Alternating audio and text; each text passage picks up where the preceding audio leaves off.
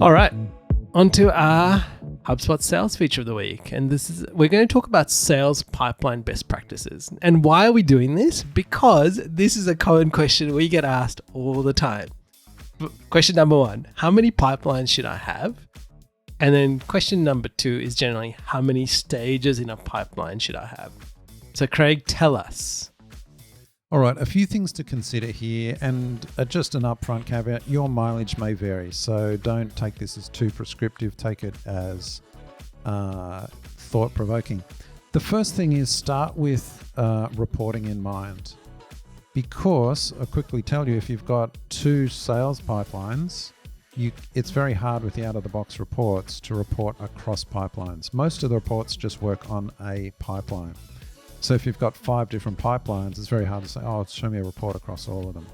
And so in that regard, we often find people like, oh, do you actually need 3 pipelines for those 3 regions? Or is that just one pipeline? And so that's the first thing. Start with reporting in mind. Now, for some people, reporting isn't a big thing. Oh, no, I just want ease of managing my pipeline. Okay, cool. At least you checked with pipeline. You don't want to come later. And then the question is, how many pipelines? Well, I like to suggest, and again, this is just take it or leave it if it works for you. I like to suggest that you should have pipelines that match customer or prospect journeys.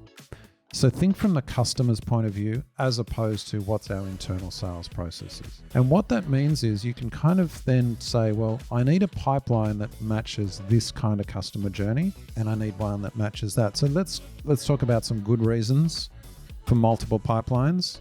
Okay, a long sales cycle versus a short cycle, say a product or something like that. That's a good reason to have different pipelines. Another one might be, well, we've got a new customer versus an upsell or a renewal pipeline. Okay, yeah, they're 2 different kind of customer journeys. Great, that makes sense. Another one might be a different channel. Oh, well, this is a sales rep. You get touches from a sales rep, or this is e-commerce. Okay, good reasons to have different pipelines.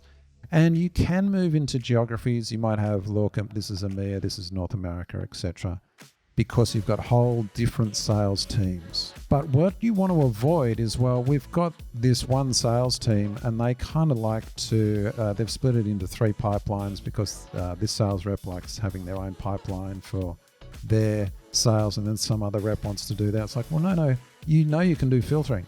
That's a training issue.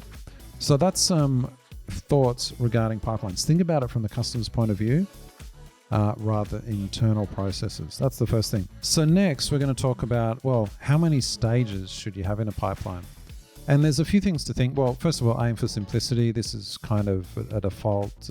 And why you think, oh, well, of course you aim for simplicity. No, we often find these incredibly complex, long sales pipelines with 15 stages. And we're like, no, don't need all of that.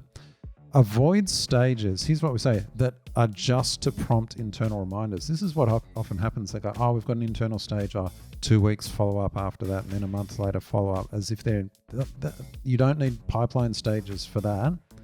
Instead, keep them in they're in a consideration stage, but then use properties or to-dos or tasks or reminders on that stage to follow them up. You can use things like last activity date, just to highlight and prioritize those deals. And so instead of focusing on internal processes for your stages, focus on that interactions from the prospect's point of view. Try to match your stages with those. And the other good thing about that is it helps when you're automating communication to the prospect.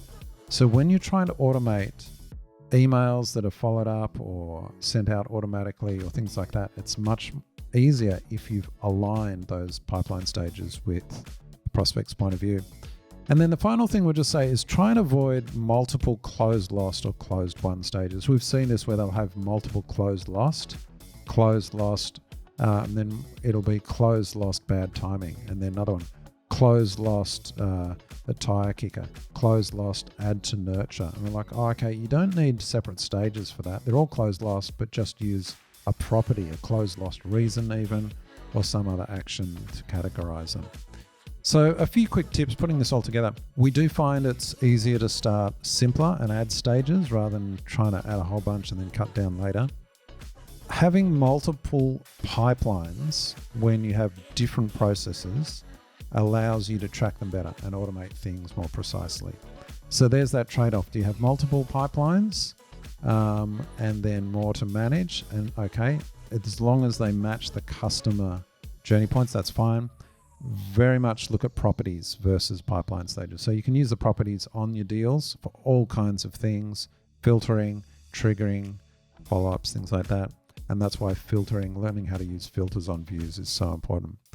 Look, ultimately, you're designing this process for your sales reps. You want them to be as efficient and effective as possible. So it's about getting a mix of all the things we've talked about and applying them to your business. Your mileage may vary, but based on our experience looking at tons of different portals over the years, these are some of the common elements that we've seen. Do you have anything to add to those, Ian? No, I think you've captured it, Craig. Well, it kind of flows on nicely because then maybe it's not deal pipelines. What about ticket pipelines? So over to you for the ticket side.